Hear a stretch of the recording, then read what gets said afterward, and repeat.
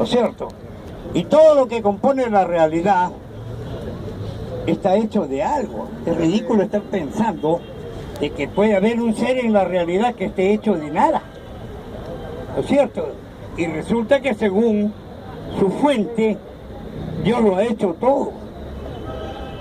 Es decir, el todo Él no es parte del todo. Entonces, es una mala palabra decir es un ser superior. Es un buen intento. Ya. No. Sobre las etapas históricas de la humanidad, sí es verdad, pues, el ser humano transita desde la ignorancia hacia el conocimiento. Y el animismo, que era aquella concepción de atribuir la actividad de un supuesto ser superior a cada fenómeno que no se explicaba el ser humano, a medida de que va alcanzando la explicación de cada uno de los fenómenos, todos esos dioses se van cayendo, uno tras otro, y ya no queda ninguno. No. Ahora, pero cuando hablan de Dios, oiga, el término Dios no siempre se usó. Eso fue a partir del siglo VIII, o sea, de los años 700 a los años 800. Ahí empezó a usarse el término Dios. Antes de eso nadie se hablaba de Dios, hablaban de Deus. Hasta el siglo III de nuestra era. Del siglo III de nuestra era hasta aproximadamente el siglo IV antes de nuestra era, el término que se usaba era Theos. Y más anterior a eso era Zeus. ¿Y quién era Zeus? El dios mitológico de los griegos. Ese que tiene manos, piernas, oreja. No, pero no todos los pueblos han tenido creencias en mitos antropomorfos. Los hindúes, hasta ahora, la mayoría de ellos creen en el Brahma. Y el Brahma no es ningún dios antropomorfo que tiene oreja. No. Es un estado de perfección. Así que para ellos, ningún dios, ni Alá, ni Jehová, nada. Y los chinos, ellos no creen ni en el Brahma, ni en Dios, ellos creen en el Nirvana. Y el Nirvana es la energía universal. En unos términos muy sencillos, podríamos hablar horas del tema. ¿No? Pero eso es para echar por tierra esa pretensión de decir todos los pueblos de todas maneras han creído en un Dios. Y eso no es cierto. ¿Cierto? Bien.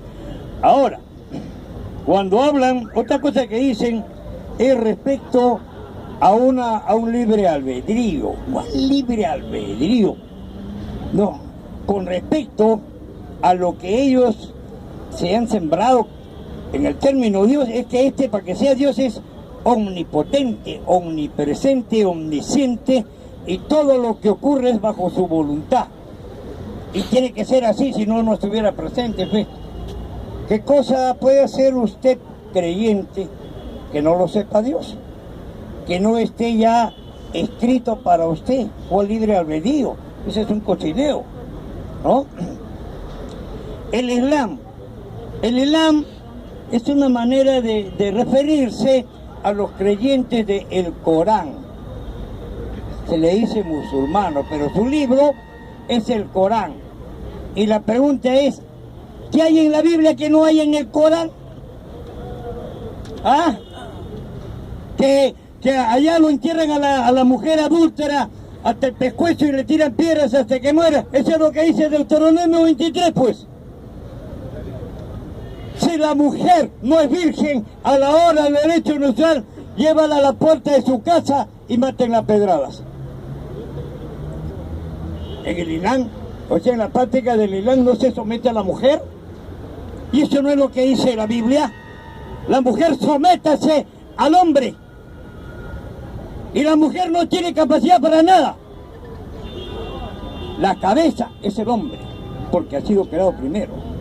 Y eso no es lo que dice el Islam.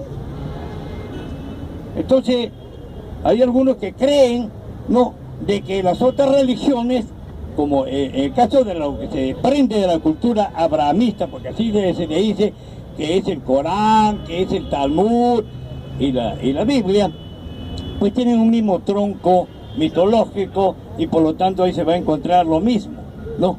Aparte de que todos ellos son reuniones de mitologías, ¿no?, que habían hace 2000, 3000 años antes de nuestra era.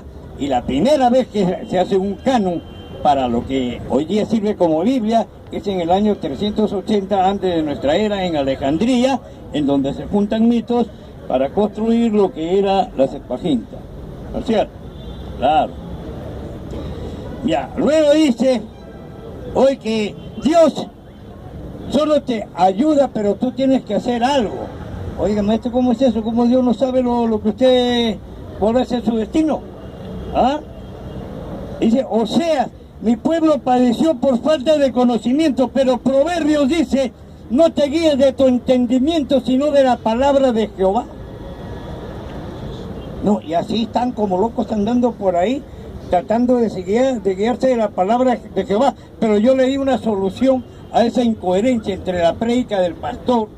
No, oiga, yo estoy de acuerdo con eso. ¿Cómo vamos a estar en desacuerdo con el hecho de honrar padre y madre? Eso sería un absurdo. Estamos de acuerdo en que debemos de ser honrados, estamos de acuerdo en que debemos de ser felices, no desgraciados, ¿no es cierto? Estamos de acuerdo con defender la vida, estamos de acuerdo en darle a la mujer, pasado mañana en su marcha, no, el lugar que le corresponde, es decir, todos somos iguales. Pero la Biblia dice totalmente lo contrario, de tal manera que para que el pastor sea coherente con lo que dice la Biblia, yo le di la solución. Abres tu Biblia y ahí donde encuentras la palabra Satanás, lo vas a arrancar, lo sacas. Sigues leyendo y donde encuentres la palabra Jehová Dios, allí lo vas a poner. Saca la palabra Jehová Dios y lo pones donde estaba Satanás. Luego que usted termine y vuelva a leer, va a leer lo siguiente. Y Satanás dice, si alguno viene a mí y no odia a su padre y a su madre, a su mujer, hijos, hermanas y también su vida, no puede ser mi discípulo. O sea, para que sea discípulo de Satanás, tiene que odiar. ¿No es cierto? Primera de Samuel 15:3 se leería. Y Satanás dijo, anda, ve, mata hombres, mujeres y niños y no tengas piedad ni de los niños de pecho. Oiga, ¿de qué se le puede acusar a un niño de pecho para mandarlo a asesinar? Entonces, esa es una buena receta para que haya coherencia. Por otro lado, cuando hablan de la Biblia debe de conocer un poquito más. Los creyentes están muy seguros que esa Biblia que tiene en su mano es igualita a la primera Biblia. Por supuesto que tiene que haber habido una primera Biblia.